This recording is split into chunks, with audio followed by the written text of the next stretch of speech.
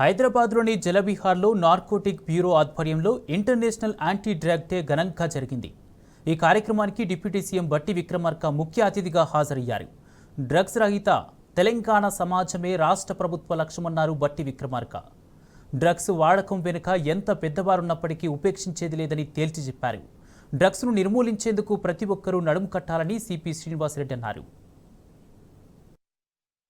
అనేక రకాల కుయుక్తులతో schools, colleges ఇది అదని లేకుండా, ముఖ్య నగరాలు లేకపోతే పల్లెటూరులో అని లేకుండా, పట్టణాలు పల్లెటూర్లు అని కూడా లేకుండా అన్ని చోట్ల కూడా చాప కింద నీరులా వీటికి వ్యసనం బానిసలు చేసి వ్యసనానికి వాళ్ళ యొక్క వ్యాపారం పెంచుకోవడం ఒకటి మధ్యవర్తులదైతే, ఆ వెనక ఉండి నడిపిస్తున్న ఈ అదృశ్య శక్తులు, దుర్మార్గపు శక్తులు, దేశ విచ్ఛిన్నకర శక్తులు దీని యువత నిర్వీర్యం చేసి మొత్తం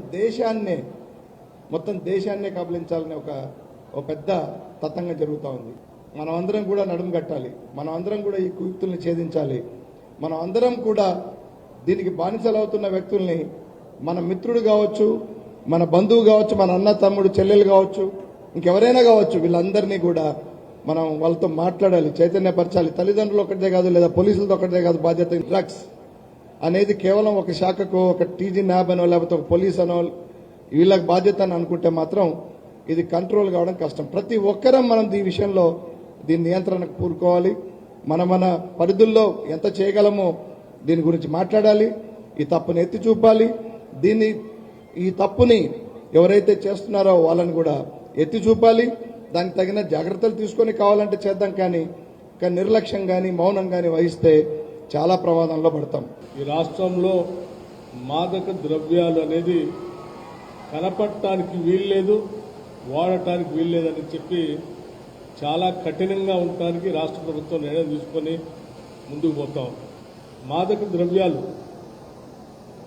ఎంత ప్రమాదకరమో మన రోజువారీ జీవితాల్లో దేశంలో కాదు ప్రపంచంలో కూడా చూస్తూ ఉన్నాం. చాలా ఆప్యాయతతో ప్రేమగా పెరుగుతున్నటువంటి కుటుంబ వ్యవస్థలో